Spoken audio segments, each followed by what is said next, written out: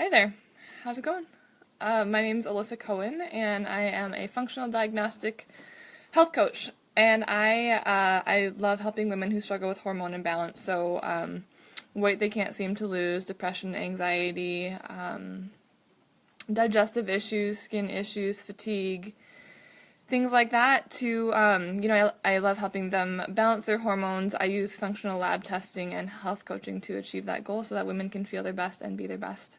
So, today I want to talk about my experience with getting off the birth control pill, essentially, and some of the negative side effects that the birth control pill can have on us that nobody really tells us about. It's touted as some great magical cure of how to prevent women from getting pregnant and help them take charge of their sexual health, which I think is great, but it does have some side effects that can affect us down the road, and some very unfortunate side effects sometimes too. So first, I'm going to tell you about my journey with birth control. So I got on birth control when I was, I think I was just starting college, so maybe 18 or so, something like that. And I had really heavy periods, and they kind of thought that I had fibroids.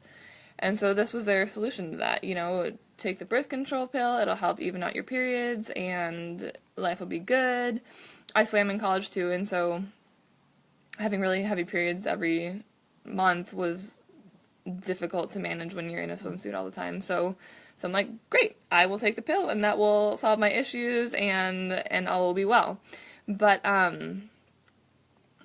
so I was on the pill for about 8 years or so, and I had tried to get off at various times through college and PT school for whatever reason. And when I think tried to get off twice, and when I would try to, I wouldn't have a period for 6 months, 9 months, and I went to the doctor, and I usually just ended up getting back on birth control because I wanted to not be pregnant at that time, and so I was like, well, that seems like a reasonable solution, so we'll just get back on the pill. And then I got married, and I didn't want to be on medications then, and I also felt like my libido was really low too, and so I'm like, you know what, I think I had heard something on the radio that someone got off the birth control pill and it really helped that, so I'm like, oh, I'm just gonna get off, I'm married, whatever. And I didn't get a period back again for 6 months, and I went to my doctor, and I went to the OBGYN, and she wanted to do a brain MRI to see if I had like a pituitary tumor or something like that, and I'm like, I'm not getting a brain MRI, that just seems silly. And she's like, well, if you want to get your period back, you should go back on birth control, and if you ever want to get pregnant, you'll just have to take hormones at that time. So that was the answers I was given through the medical community, and so I decided to search out my own answers. So that led me to, I did some nutritional work with a chiropractor for a while.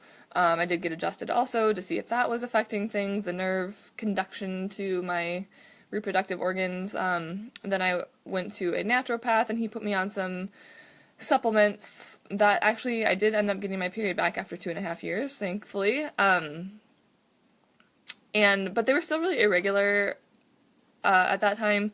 I would miss periods if I got stressed. So definitely not optimal by any means. And in learning what I had learned, I wanted to learn how to do functional lab testing for other people and help women, overcome the problem that I was experiencing. And so I did lab testing on myself, and I found out that my hormones were completely depleted. Everything was bottomed out, even though I had been off birth control for at least 3 years at that time, and I was essentially in like menopause at 28 or so. So that was my experience with birth control, and since getting off birth control, it's been I've just been learning more and more about the negative effects it can have on your body, and also learning alternatives to taking the birth control pill. And I think there's a lot of good alternatives out there now, but also I think a more holistic approach to taking charge of a woman taking charge of her own sexual health is to learn about her body, learn about her cycles, and learn learn how that works from month to month. So we'll talk about that a little at the end, but I did want to talk about some of the negative side effects that the birth control pill can have. So the way that the birth control pill works, and at least the older versions of, I think that they've come up with some new technology or better pills that are more balanced in the way that they administer hormones, but previously, and probably what I was on, I'm not really sure, it's just all estrogen. It keeps your estrogen levels elevated throughout that 3-week period while you're not on the placebo pills, so that your body doesn't have that surge in estrogen, which causes us to ovulate. It just keeps it elevated all the time. And then once you take those placebo pills, your hormones drop and you get a cycle, you bleed. So the problem with this is that those synthetic hormones that we take in through the pill can block the receptors for on our cells, the hormone receptors on our cells, and so any hormones that we are producing, it can just kind of like clog things up and not allow the hormones to communicate with the cells. It essentially stops the body from producing its own hormones. When our body senses, like, okay, we're taking in this hormone from the outside, so our body says, oh, there's enough of that hormone in our body, so we don't need to produce anymore. So our body essentially forgets how to produce its own estrogen and progesterone. So that's a problem, because when you go off, then it's like, oh, I don't know how to do this anymore. And really, I think the major problem with it is that it covers up the reason that we're having issues. I went on it because my periods were heavy, but why were my periods heavy? And when I got off the pill, it was the same thing. I still had heavy periods that were kind of cloudy and irregular, and so it didn't really solve anything. It just kind of pushed the issue back 8 years, and now I'm dealing with it now and trying to figure out what is the root cause of that. And in the meantime, it's probably depleted my body of things that keep me healthy. So in addition to those kind of root issues, it can cause some key nutritional deficiencies. So the liver needs to take that extra hormone out of our bodies. It needs to filter it out. And so when we're constantly putting a ton in, the liver is working overtime to filter that medication, that drug, out of our body. And in doing so, it depletes our body of B vitamins, C vitamins, zinc, selenium, magnesium, a whole bunch of really essential vitamins and minerals. Additionally, we need B vitamins to produce our hormones, so it kind of exacerbates that can't produce your own hormones kind of issue. And also, we need B vitamins to produce serotonin and GABA in our guts and in our brains, and so it can really have a negative effect on our mood and kind of cause that depression, anxiety kind of thing also. And additionally, especially the older types of birth control, the estrogen-based ones, it essentially causes or contributes to estrogen dominance. When we have tons and tons and tons of estrogen and our body's not producing very much progesterone, we have more estrogen than progesterone, which is kind of the definition of estrogen dominance. And this can really mess up our gut health. It can cause a depletion of our good gut bacteria and resulting in growth of things that we don't want to grow in our gut. So it can cause yeast overgrowth, so contributing to candida, and also yeast infections, which, the overgrowth of candida can have its own, it can contribute to headaches and brain fog and a whole host of other symptoms. So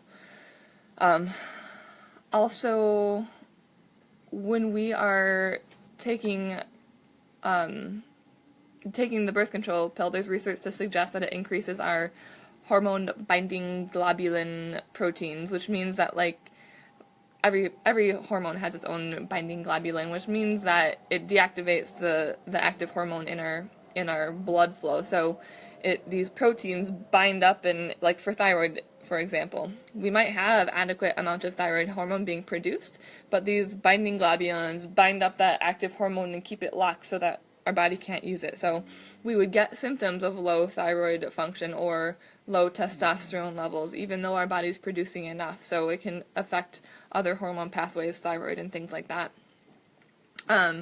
Birth control pill use is linked to the increased risk of breast cancer, cervical cancer, and liver cancer. It can make depression worse, particularly in teenagers, but anyone really. it can also make insulin resistance worse, which insulin resistance is one of the main issues with PCOS, polycystic ovarian syndrome. And so if you struggle with PCOS, the birth control pill might be making some of the symptoms of that condition worse and kind of perpetuating the issue.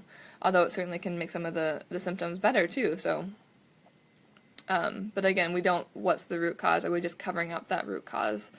Other symptoms that can be associated with taking the birth control pill are headaches, liver and gallbladder issues, increased blood pressure, and then increased risk for blood clots. And it can also lower your libido.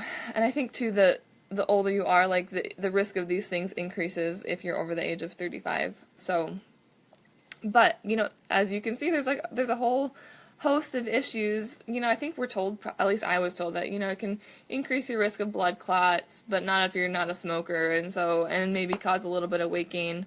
So, you know, when I was 18, I'm like, hey, sounds pretty good, put me on the pill. But had I known everything that I know now back when I was 18, would I make a different choice? It's possible. I don't know. It's hard to say. You know, when we're 18, we kind of just assume we're invincible and nothing like that will ever happen to us. So, I don't know. But being informed is really important. So the question is, and I'm not going to go very deep into it, I'm not suggesting, you know, if you're on the birth control, you should just get off the birth control, because A, it's not very smart, especially if you're not in a stable relationship or married where you might want to consider having kids. But it also, you know, it might be right for some people, and that's okay too. You know, everyone's entitled to their choice. But I think that a choice can only be made if it's an informed choice. And so if you know all the facets of the choice that you're making. And I didn't know all the facets of the choice that I was making. And I don't think most women do when they get on the birth control pill. So be informed and make the choice from that place of being informed. And I think I might leave this stuff for another day. But talking about what are some of our alternatives to the birth control pill. And I do think that there's some better alternatives out there. For me, the best alternative is learning my body and not, you know, if I don't want to get pregnant, use contraceptives when I don't want to get pregnant. But yeah, I think I will talk about that more another day. Maybe next week I'll talk about that. But one of the major things that I took away from this in learning about my body and about, you know, how to not get pregnant when I don't want to and I'm not on the birth control pill is that women are only fertile 5 to 7 days of the month. Men are fertile every single day. And to me, it seems really unfair or one-sided if we expect women to take this pill that can really have detrimental effects on us every single day of your life when we're only fertile 5 to 7 days, and men, you know, don't have that responsibility because they're not the ones that end up getting pregnant, even though it's just one-sided to me, and it's unfair and unfortunate, and yeah, it makes me a little bit angry. But yeah, so I think next week I'll talk about some of our alternatives to taking the birth control pill, especially if you don't want to get pregnant, because I am one of those that doesn't want to get pregnant right now. So I am making efforts to not get pregnant. So, all right. I hope that was useful, and I would love to hear any comments below about, you know, your experience with birth control, or any concerns that you have, or questions that you have, or, you know, good experiences with birth control even too. I mean, that's totally allowed, because, like I said, everyone's entitled to their opinion and their choices. So, all right. Happy Sunday, and I will talk to you next week. Okay, bye.